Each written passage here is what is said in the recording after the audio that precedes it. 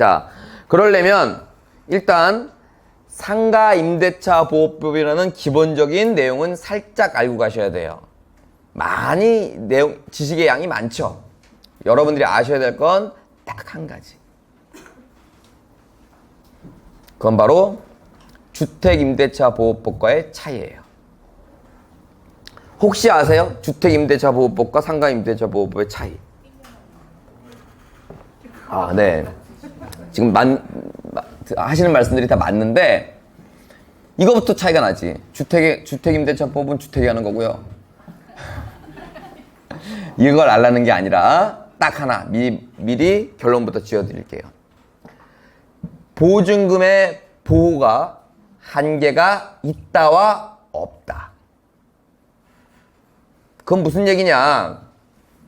주택은 여러분들이 아무리 비싼 전세 또는 월세를 들어간다 할지라도 그 정상적으로 들어갔다면 그 보증금은 무조건 안전합니다. 상가는 보증금이 크다. 그러면 보호를 안 해줍니다. 이해를 돕기 위해서 제가 이런 예를 들어봅니다. 자, 이제부터 이 이론에 대한 실무예요. 자, 토지가 하나 나왔는데요. 거기에 이제 뭐 야적을 하는 임차인이 있어요. 조사를 해보니까 선순위예요. 근저당보다 빨라. 그럼 우리가 물어줘야 돼요? 안 물어줘도 돼요? 자, 확정 배당 없어요. 물어줘야 돼요? 안 물어줘도 돼요? 헷갈려요? 안 물어준다는 분 왜 그래요? 그래요. 다 맞는 말씀이에요. 내가 어떤 강의에 임차인을 얘기하면서 이건 토지입니다. 이렇게 강의한 적이 단 한 번도 없어. 그 이유는 토지는 임대차 보호법이 없어요. 그러니까 우리가 선순위니 후순위를 따질 필요가 없는 거예요. 그런데 상가도 없었어요. 그러니까 상가도 제가 그 당시에는 그런 강의는 안 했겠죠. 선순위가 있어도 무조건 말소고, 선순위가 10억일 때 우리가 물어줄 필요가 단 1도 없었어요. 그만큼 상가는 임대차 보호법이 개판이었죠. 없었으니까 뭐 말할 여지도 없네. 그리고 이제 만들어졌습니다. 만들어져서 이제 보호를 해준다는데 좋은 상가를 보호를 안 해준대. 왜? 금액에 한계가 있다며. 큰 상가 보호 안 해준대. 크고 좋으면 무조건 안 해주겠죠. 네. 강남에 1층 100평짜리 올리브영이야. 무조건 안 해주겠죠. 네. 그런 식이 돼버렸다는 얘기입니다. 그 금액의 한계가 최대, 현재 기준으로 서울 최대 9억입니다. 여기서 좀 디테일하게 알아야 될 게, 주택은 환산보증금이라는 말을 안 써요. 근데 상가는 환산보증금이라는 말을 씁니다. 무슨 얘기냐? 이 9억은 보증금과 월세를 합쳐서 9억이 초과가 되면 안 해주겠다는 얘기예요. 예를 들어서 1억에 100만 원이에요. 그럼 이거는 환산보증금이 얼마냐? 1억에다가 100만 원을 더하는 거예요. 그럼 1억 100이냐? 그게 아니라 이걸 보증금화로 바꿉니다. 바꾸려면 곱하기 100을 하시면 돼요. 그럼 100만 원 곱하기 100은 얼마예요? 1억이에요. 그럼 환산보증금 얼마다? 보호 받는다, 못 받는다? 받는다. 자, 5억에 500이에요. 받을까, 못 받을까요? 저보다 빠르신데, 암산이. 이거 얼마예요? 5억. 합치면 10억이에요. 자, 이게 이제 임대차 보호법의 이론을 딱 하나만 아시면 되는 게 바로 이겁니다. 보증금의 한계가 있다, 없다. 그러면 임차인 입장에서 한번 생각해 보겠습니다. 임차인 입장에서. 자, 이렇게 들어갈 거예요. 실제 있었던 일을 말씀드릴게요. 이렇게 계약서를 써갖고 우리 사업자 등록 어디로 가요? 세무사에 갔어요. 세무서에 갔는데 사업자 등록을 끝내고 나니까 옆에 확정일자 받는 그 창구가 있어.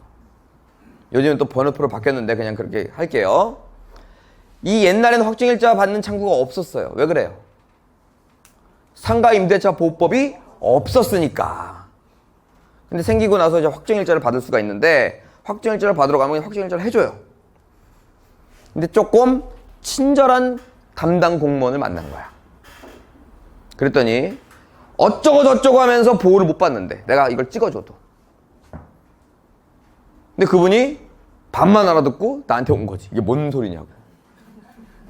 여러분들 이제 뭔 소리인지 아시겠죠?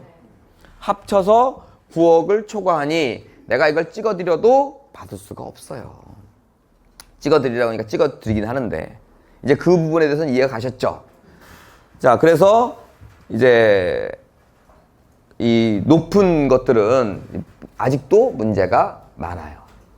그러니까 어떻게 이런지 아세요?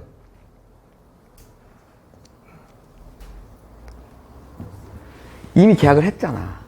해갖고 방법이 없잖아.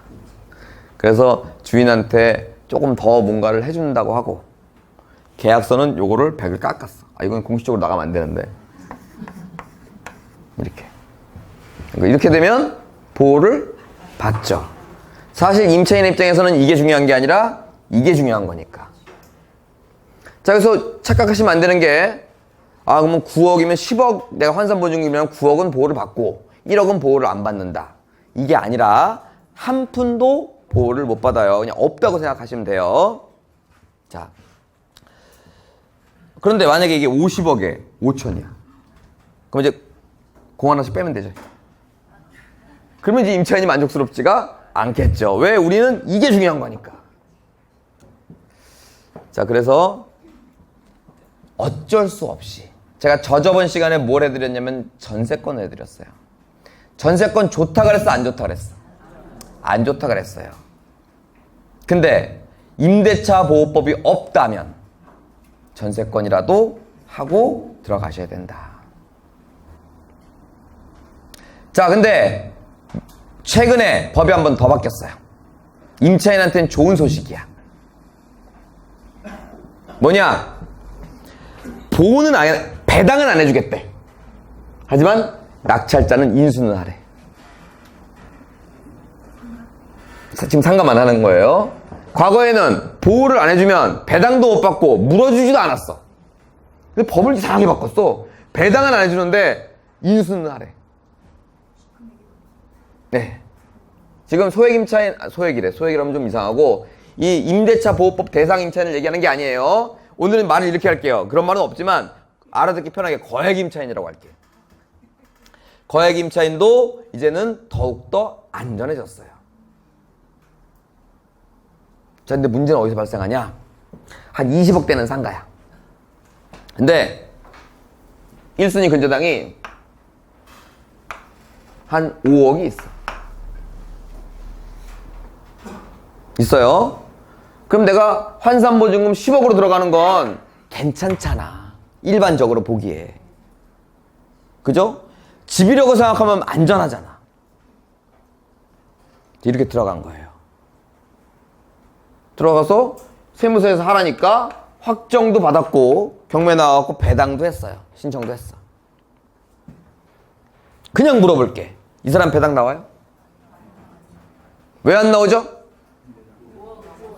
그렇지. 9억을 초과하잖아요. 그럼 이제 위에 있든 밑에 있든 무조건 보호 안 해주, 배당은 안 해주겠다며. 그 착각하는 게 이런 착각을 하는 거지. 아, 그럼 낙찰자한테 받으면 되지 뭐. 낙찰자가 준다 안 준다? 안 준다. 반드시 선순위에 있을 때만 물어주는 거지. 근저당 밑에 있으니까 안 주는 거예요. 그래서 제가 전세권을 말을 좀 바꿉니다. 전세권은 임차인보다 못해요. 하지만 임대차 보호법 대상이 아니라면 또는 없는 거라면 못하더라도 임대차 보호법이 임차인이 없으니까 이거라도 하고 들어가셔야 된다. 이게 임차인의 입장이에요. 그럼 우리는 임차인, 이거 왜 굳이 말씀드리느냐? 집이랑 상가는 제가 임차인 역할을 많이 시켜봐요, 여러분들이. 왜? 반드시 여러분들도 그럴 일이 있을 수도 있다는 전제를 깔아놓는 거예요. 자, 바꿀게요. 입찰자예요. 이런 거 신경 쓸 필요 없죠. 왜? 근육 밑에 말 쏘니까. 그런데 한마디로 드릴게. 선순위 거액 임차인은 무조건 인수.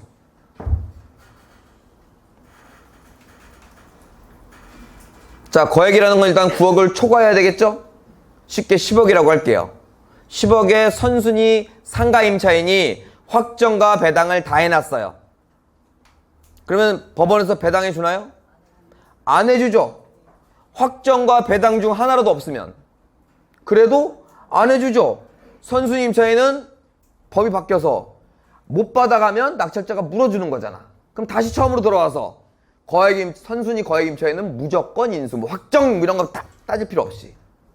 그게 입찰자 입장이다.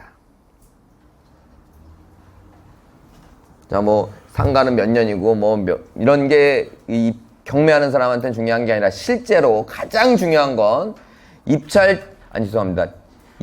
입장에서는 선순위가 아니게 들어갈 경우에는 반드시 뭐 해야 된다?